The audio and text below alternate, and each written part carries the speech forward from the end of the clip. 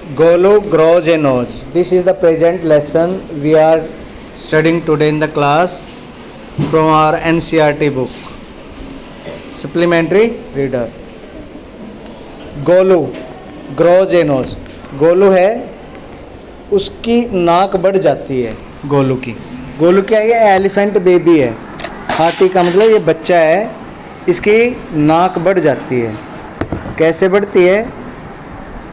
तो यहाँ पे पहले कुछ बेसिक पॉइंट्स दिए गए हैं, इनको हम स्टडी करेंगे. ये क्या कहा गया है?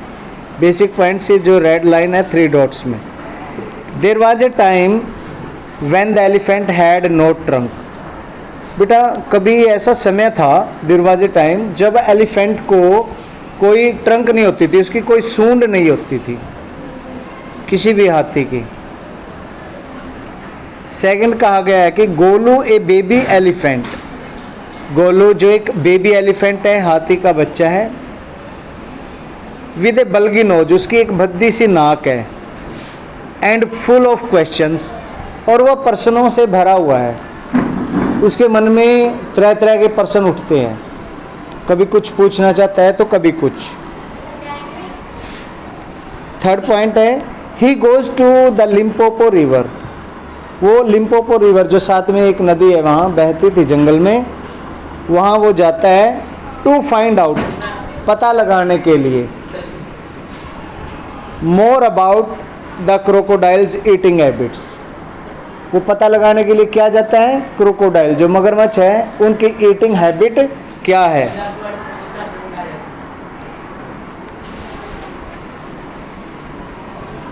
डिस्टर्ब करते हो भाई तुम. मैं क्लास ले रहा हूँ, बाद में आ जा. किसकी चाबी है?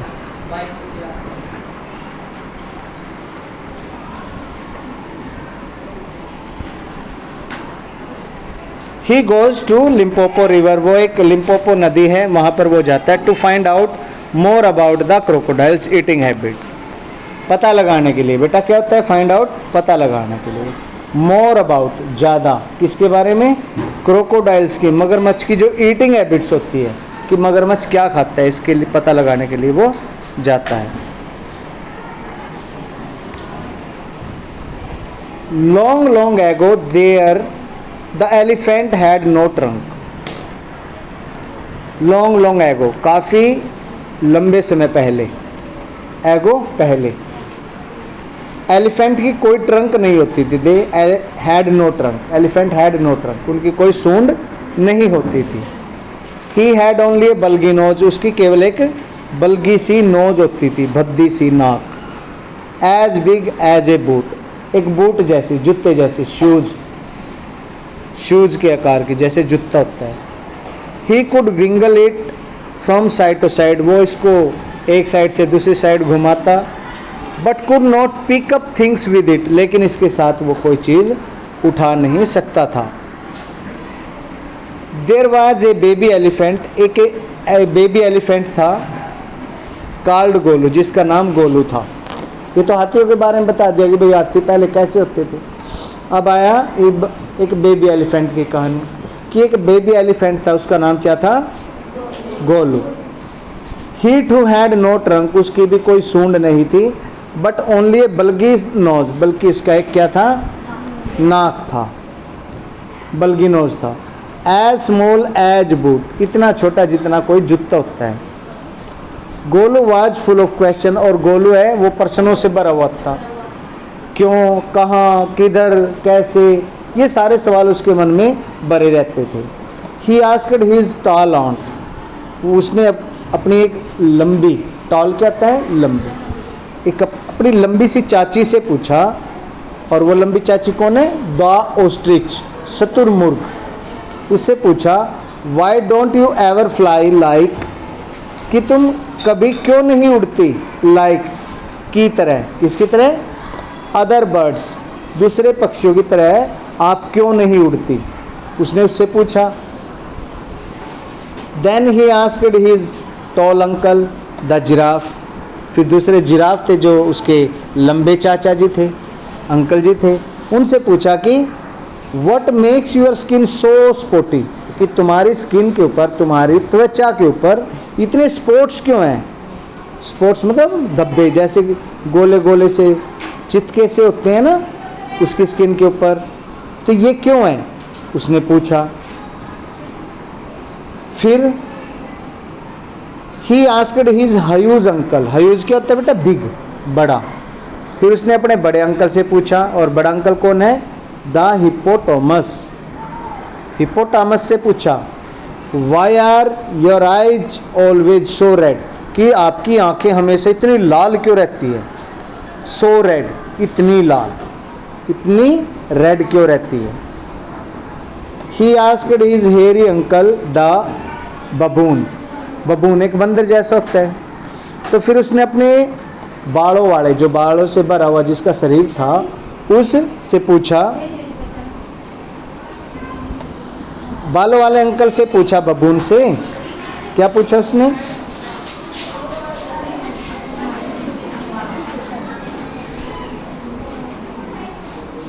बबून हैड सॉरी, अपने उसने पहले हिप्पोटामस से पूछा, फिर and the baboon had no answers to Golu's question, लेकिन बबून के पास गोलू के प्रश्न का कोई जवाब नहीं था। ओह सॉरी, इससे पहले थोड़ा सा रह गया बेटा। ही asked his hairy uncle the बबून, उसने अपने बालों वाले अंकल बबून से पूछा, व्हाई डू मिलन्स टेस्ट सो, मिलन्स की तरबूज है ना, जो तरबूज का टेस्ट तरबूज जैसा ही क्यों होता है। जैसे आप पूछने लग जाए, सर दूध सफ़ेद क्यों होता है, सर क्या दूध पीने में मीठा होता है, सर संडे को संडे ही होता है, क्यों होता है सर संडे को संडे, ऐसे ही वो क्वेश्चंस करता था बच्चों जैसे ही। The ostrich, the giraffe, the hippopotamus and the baboon, ये सभी उसके अंकल आंटी कोई भी उसको जवाब नहीं दे पाया। Had no answer to Golu's questions, उनके पास गोलू के प्रश्नों का कोई जवाब नहीं था। Golu is naughty baby, Golu क्या है, शरारती बच्चा है। दे सेड, वो कहते। He ask such difficult questions, वो कितने मुश्किल प्रश्न पूछता है, बड़े अजीब अजीब से प्रश्न पूछता है। डिफिकल्ट होता है मुश्किल, इतने मुश्किल प्रश्न क्यों पूछता है वो।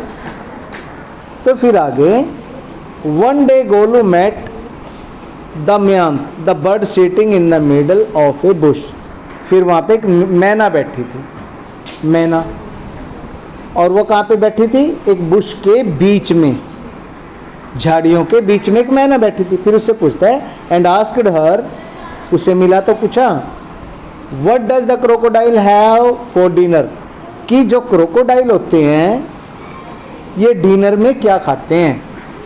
डिनर रात्रि का भोजन, सुबह क्या होता है ब्रेकफास्ट, दोपहर को लंच, फिर क्या होता है डिनर, फिर क्या होता है सपुर, ये रात को देर रात्रि को किया गया। और एक मील होता है MEAL, मील, किसी भी समय खाया जाने वाले भोजन को मील बोलते हैं, ठीक है। तो मैना ने कहा, द मैना सेड, मैना ने क्या कहा, go to the banks of the great grassy Limpopo river, कि ऐसा करो, जो बड़ी नदी है, महान नदी है, उसके किनारों पर चले जाओ, बैंक पर चले जाओ।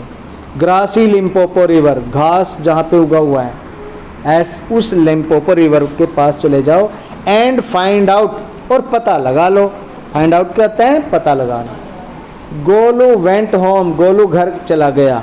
ही टुक 100 शुगर केन्स, उसने 100 गन्ने ले लिए, 100 गन्ने।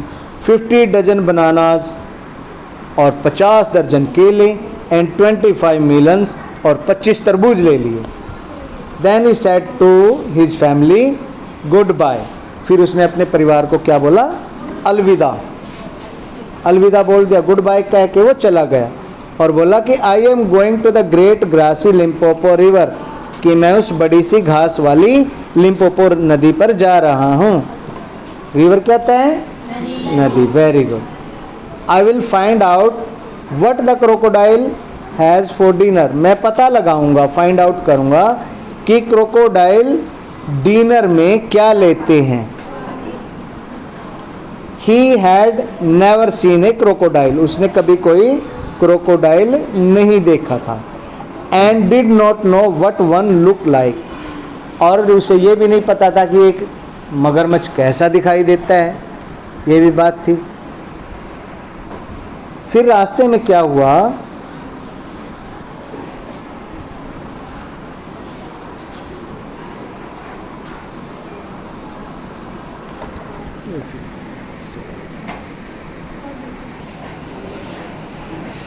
फिर रास्ते में क्या हुआ, ही मेट ए फैंटम, वो एक फैंटम से मिला। फैंटम क्या होता है, सांप, अजगर।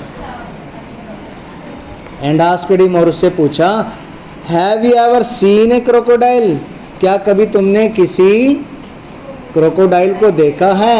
एवर सीन, कभी देखा है। What does he look like, वो कैसा दिखाई देता है। What does he have for dinner, वो डिनर में क्या खाता है। ये उसने पर्सन किससे पूछा, पाइथन से।